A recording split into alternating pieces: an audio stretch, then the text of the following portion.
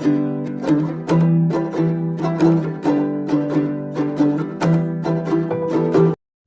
Hello friends, welcome back to Kumbakonam savouries. நாம் இன்றைக்கி நம்மளோட சேனலில் ஒரு வித்தியாசமான வெண்டைக்காயை வச்சு ஒரு கர்நாடகா டிஷ் ஒன்று தான் பண்ண போகிறோம். அது என்ன அப்படின்னு கேட்டிங்கன்னா பெண்டைக்காய் கொஜ்ஜு. இது வந்து கர்நாடகாவில் ரொம்ப ஃபேமஸான ஒரு கிரேவி. இது எப்படி பண்ணுறது அப்படிங்கிறது பார்க்கலாம். இதுக்கு முதல்ல ஒரு வாணலியை சூடு பண்ணிட்டுருக்கேன். அதில் 1 டீஸ்பூன் அளவுக்கு எண்ணெய் விட்டுருக்கேன். எந்த எண்ணெய் வேணால் விட்டுக்கலாம். அதுக்கப்புறமா 1 டேபிள் ஸ்பூன் உளுத்தம்பருப்பு, 1 டேபிள் ஸ்பூன் கடலைப்பருப்பு, 1 டேபிள் ஸ்பூன் எள்ளு, வெள்ளெள்ளு கருப்பெள்ளு எது வேணால் சேர்த்துக்கலாம். அப்புறம் ஒரு 5லேருந்து 6 பேடிகை மிளகாய், அப்புறம் 1/4 டீஸ்பூன் வெந்தயம், கருவேப்பிலை கொஞ்சமாக. இது எல்லாத்தையும் சேர்த்து வாசனை வர அளவுக்கு நல்லா வறுத்து எடுத்துக்கணும். இது வந்து லோ ஃப்ளேமில் வச்சே வறுத்துக்கோங்க.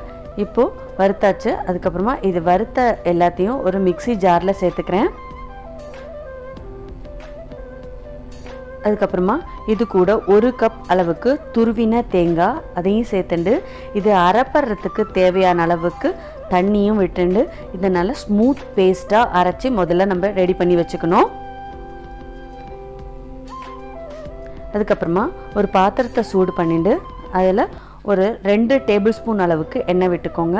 விட்டுண்டு ஒரு டீஸ்பூன் கடுகு, கட்டி பெருங்காயம், ஒரே ஒரு காஞ்ச மிளகாய் இதை சேர்த்துட்டு கொஞ்சமாக கருவேப்பிலை சேர்த்துக்கணும். கடுகு வெடித்ததுக்கு அப்புறமா நம்ம வந்து ஒரு 100 கிராம் அளவுக்கு வெண்டைக்காயை நான் வந்து சாம்பாருக்கு நறுக்கிற மாதிரி நறுக்கி வச்சுட்டுருக்கேன்.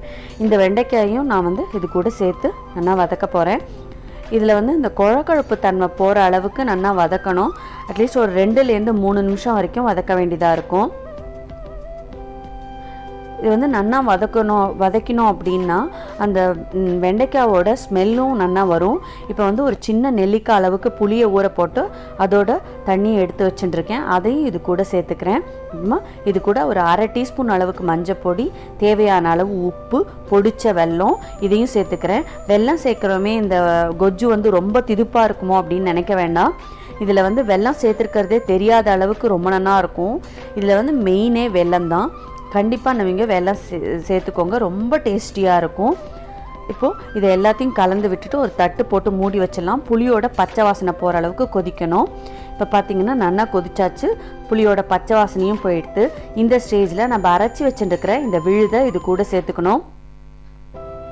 அதுக்கப்புறமா உங்களுக்கு எந்த கன்சிஸ்டன்சியில் வேணுமோ அந்த அளவுக்கு நீங்கள் தண்ணி சேர்த்துக்கலாம். நான் இப்போ இந்த மிக்ஸி ஜாரை அலம்பி விட்டுக்கிறேன். இதில் அந்த அளவுக்கு தண்ணி சேர்த்துட்டுருக்கேன். இப்போ தண்ணி சேர்த்துட்டு நல்லா கலந்து விட்டுண்டு உப்பு போடலைன்னா இந்த ஸ்டேஜில் நம்ம உப்பும் சேர்த்துக்கலாம். உப்பு சேர்த்துண்டு நல்லா கொதிக்க விடணும். இந்த தேங்காவோட பச்சை வாசனை மீதியெல்லாம் நம்ம வறுத்து சேர்த்துருக்கோம், தேங்காய் மாத்திரம் பச்சையாக சேர்த்துருக்கோம். அதனால் தேங்காவோட பச்சை வாசனை போகிற அளவுக்கு நம்ம கொதிக்க விடணும். இப்போ எல்லாம் சேர்ந்து ஒத்தாப்பில் கொதிக்கட்டும். மேலே வந்து எண்ணெய் பிரிஞ்சு வர அளவுக்கு நம்ம கொதிக்க வைக்கணும்.